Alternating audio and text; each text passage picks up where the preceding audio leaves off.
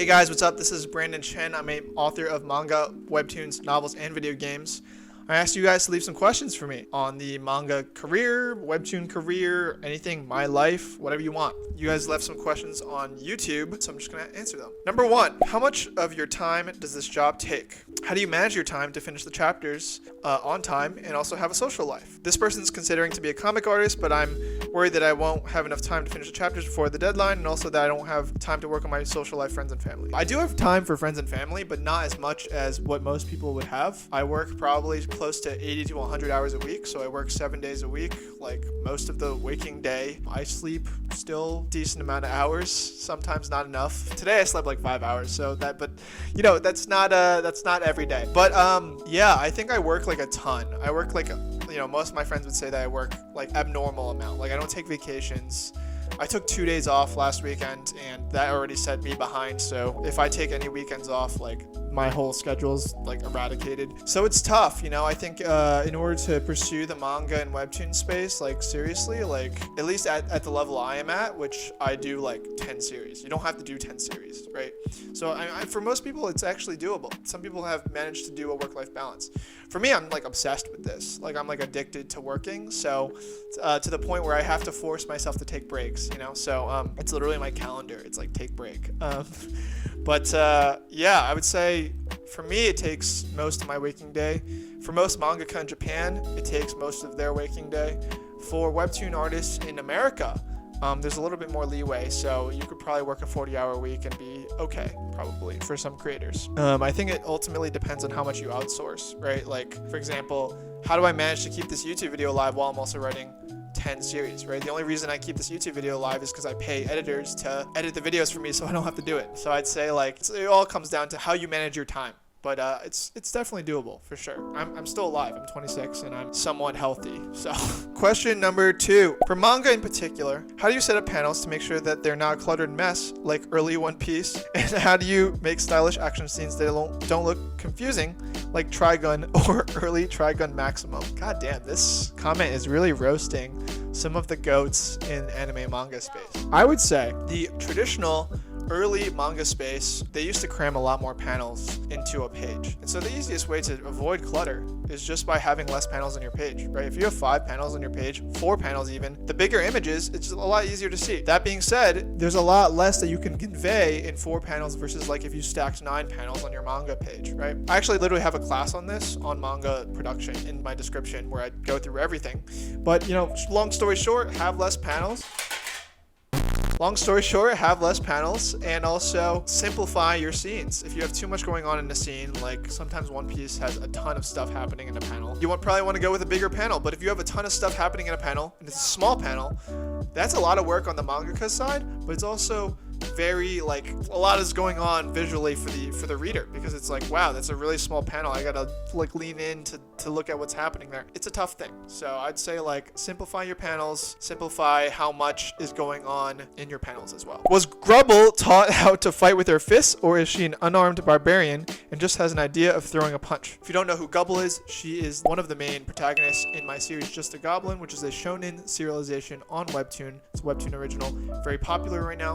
Check it out if you haven't. If you're into shonen isekai style series, it's not an isekai, but you know. But yeah, Gubble, she punches. I don't have her trained formally as a boxer. The lore I like to kind of follow internally is that the goblins have their own sort of fighting style, but she's kind of like a boxer just because she likes to punch things. That's like her entire character. She likes to punch stuff, and she's just like unnaturally strong for a goblin. So I try and stick to that. She's not like necessarily trained for a goblin. She's got her own fighting style. Question number 4. When you publish your manga hard copy on Amazon, what marketing advice would you have for new manga authors to sell more books? Big fan. I would just say if you're doing anything that's print, or if you're doing any product, I would just say post on social media. That's it. Lowest cost way to getting attention. You could pay for ads if you want, but if you're an individual like I am, you want to pay the least amount of money, which is ultimately marketing yourself on social media. That's exactly what I do. That's what I'm doing right now. I'm posting this video to you guys so you guys can check out my stuff. All my links in description. Self-marketing. That's what I do. But yeah, I think you know, you just gotta go out there and put yourself out there and put your project out there. That's the best way to market your projects. Which of your series is your favorite? That's a really terrible question. I'm joking. I don't have a favorite, obviously. That would be really rude to any team or to myself even. I would say my series that's really fun to write is probably God Game, though, just because I'm obsessed with mythology, and it just has a lot of like mythologies that I could like just tap into, because I'm obsessed with Norse, Greek mythologies, and it's just really fun to be able to tap into those, integrate them into my story, do my own little twist, and then add some shonen into it. So that's probably an extremely fun thing. I'm a little bit scared sometimes because I'm scared that people would be like, bro, you did that interpretation wrong or something, but you know, it usually turns out okay. I'd also say Just the Goblin's pretty fun because I don't know, it's like a nice little twist on the, you know, fantasy manhwa genre. You know, we get to literally write about goblins from the perspective of goblins and monsters, and just, you know, it's kind of like a little bit over the top from what I normally will write, but I don't know, it's just like fun and goofy and also really serious in terms of like the way the action is portrayed, I think. So those are probably my two most fun, but I have a lot of other stuff that's coming out that's also going to be really fun as well. Can webtoons have physical volumes? Yes, they can. I have a bunch actually. Okay, let me get these for you. All right, here we go.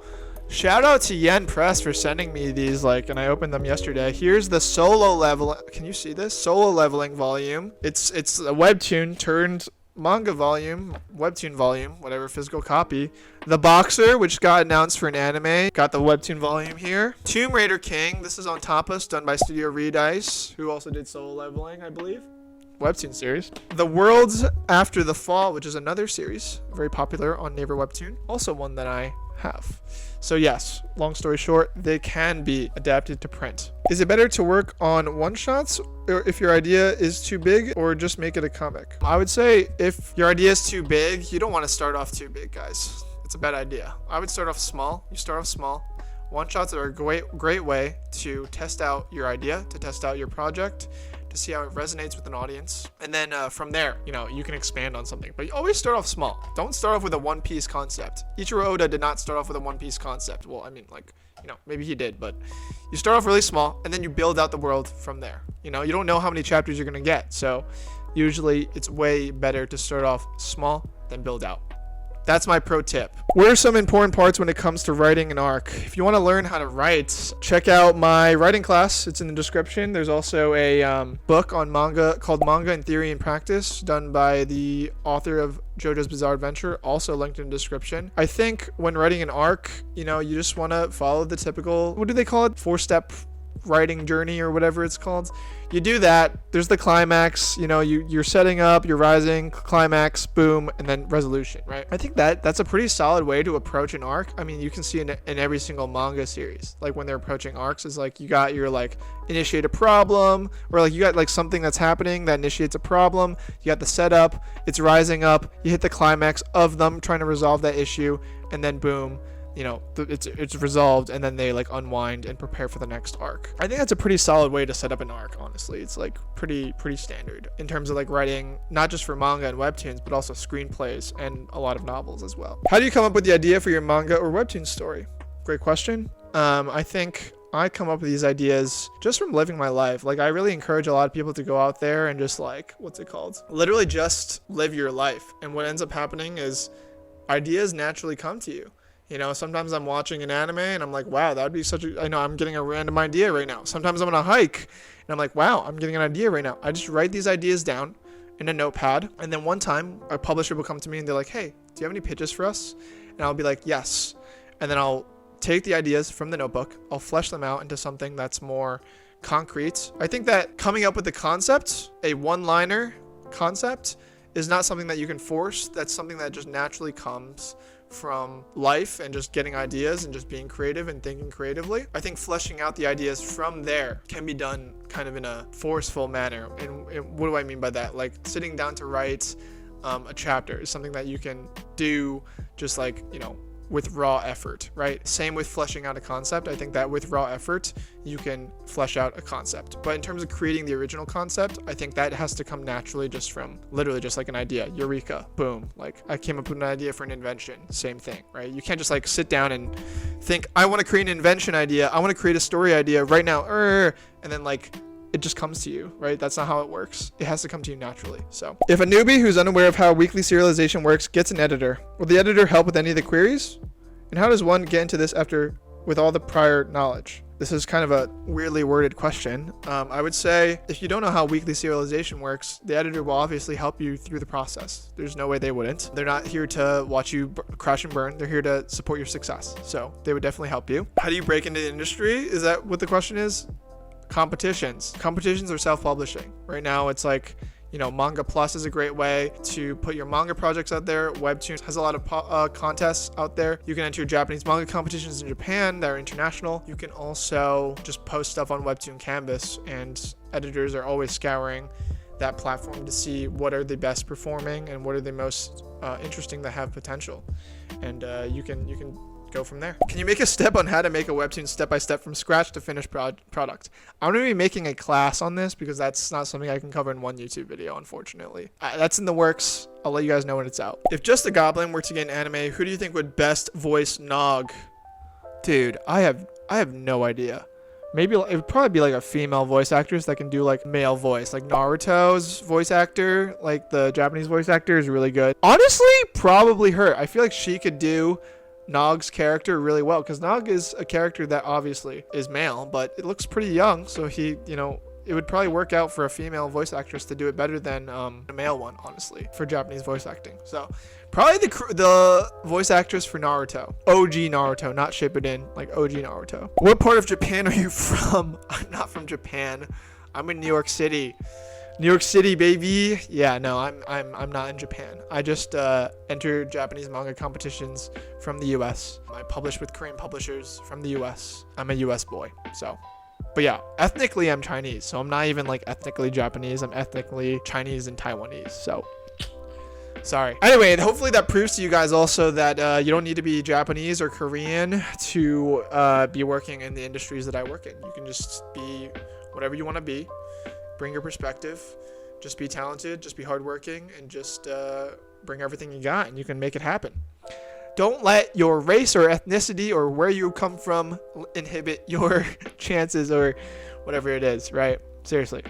Anyway, guys, thank you guys so much for the questions. I'm going to be just doing more of these, honestly. I think that there's a lot of questions out there that are really good. And I don't know, still thinking about doing that podcast where I just answer questions from you guys, because this is I think it's pretty informative. Anyway, make sure to like, make sure to subscribe, make sure to comment any other questions that I can put in another video. And obviously, if you're interested in either the class where you can just learn everything I'm telling you, that's all in the description. There's a book by Hirohiko Araki who did Jojo's Bizarre Adventure. That's also very useful.